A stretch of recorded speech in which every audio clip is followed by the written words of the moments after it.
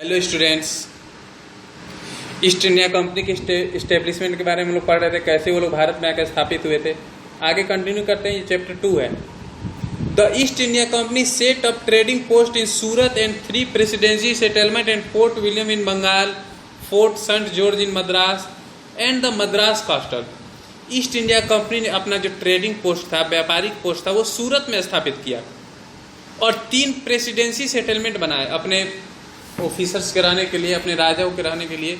उन्होंने बंगाल में, मद्रास में और बॉम्बे के महल में अपना सेटलमेंट बनाया। They establish friendly relation with the local princes to further their profit. और बहुत ही अंग्रेज जो थे वो चालाक थे।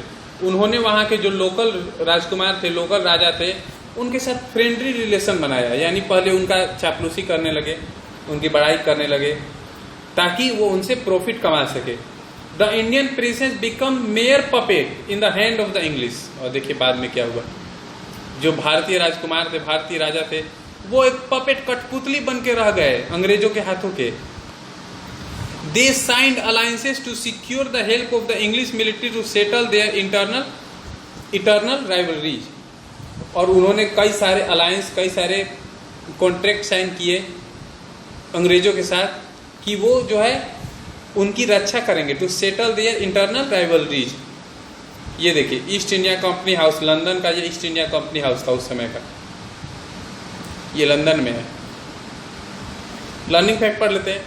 The East India company enjoyed a privilege position with the English government and was granted special right like trade monopolies and tax exemption, causing resentment among its competitor. जो East India company था उसे काफ़ी privilege, काफ़ी advantage मिलता था, क्योंकि उन्होंने दोस्त बना लिया था सारे राजा को, राजकुमारों को। और उनको क्या अधिकार मिलता था? ग्रांटेड स्पेशल राइट, जैसे कि ट्रेड मोनोपोली, यानी कि कह दिया गया था राजाओं के द्वारा कि जो मसाले का व्यापार है वो सिर्फ अंग्रेज ही करेंगे, ब्रिटिशर्स ही करेंगे। और टैक्स एग्जेम्पशन, उन्हें टैक्स में भी छूट मिलता था, जो कि उन्हें उनके जो कंपटीटर थे, बाकी जो व्यापारी थे, उनसे इनको आगे लेके गया। How could a trading company become a imperial power? आखिर जो व्यापार करने एक कंपनी आई थी वो कैसे एक इंपीरियल पावर बन गई? भारत पे कैसे उसने कब्जा कर लिया?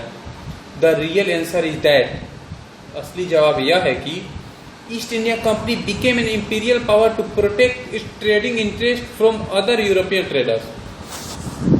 जो ईस्ट इंडिया कंपनी है वो उसे इंपीरियल पावर इसीलिए बनना पड़ा ताकि वो अपने व्यापार को बचा सके, बाकी जो यूरोपियन ट्रेडर्स थे, जो डच थे, पुर्तगाल से आए थे, उनसे अपनी रक्षा कर सके। It began as a trading company, वो तो शुरू हुई थी एक व्यापारिक कंपनी बनकर, but took over political control, लेकिन उसने भारत पर राजनीतिक कंट्रोल भी कर लिया।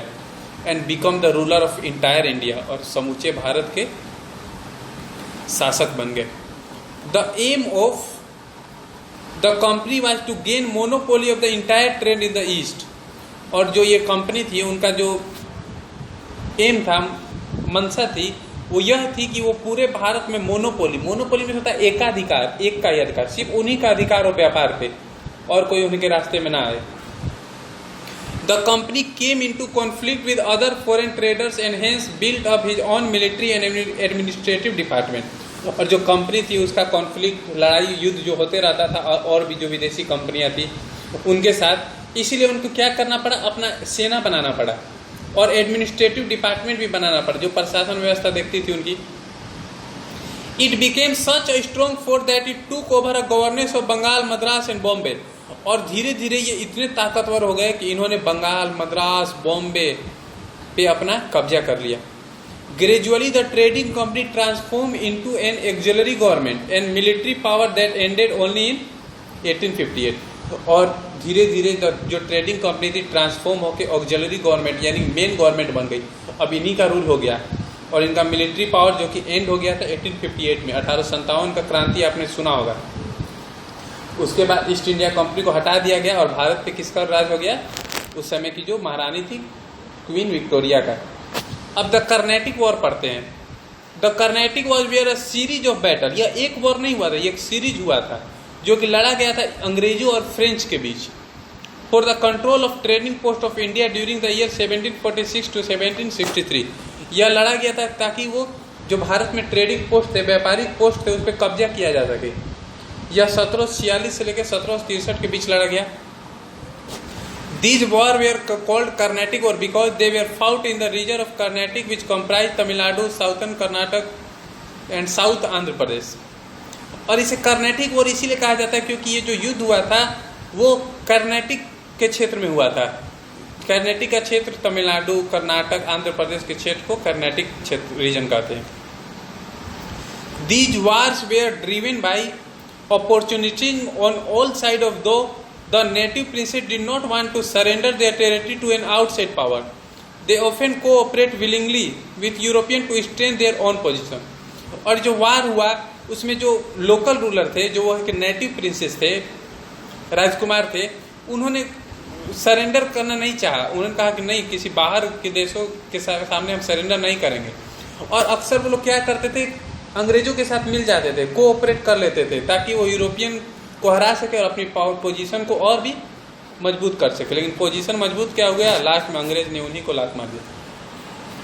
अब द फर्स्ट कर्नाटिक वॉर पढ़ते हैं, 1746 से 48 के बीच हुआ था।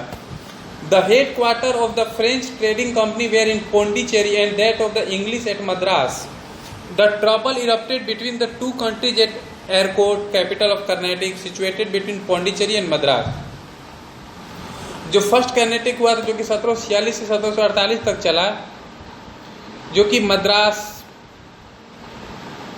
पोंडिचेरी के बीच हुआ था।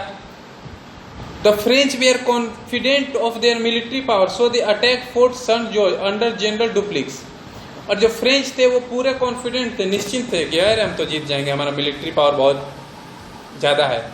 तो उन्होंने क्या किया, अटैक कर दिया। सेंट जॉर्ज में एक किला था उस पर, और उस समय सेनापति कौन थे फ्रेंच के, जनरल डुप्लेक्स।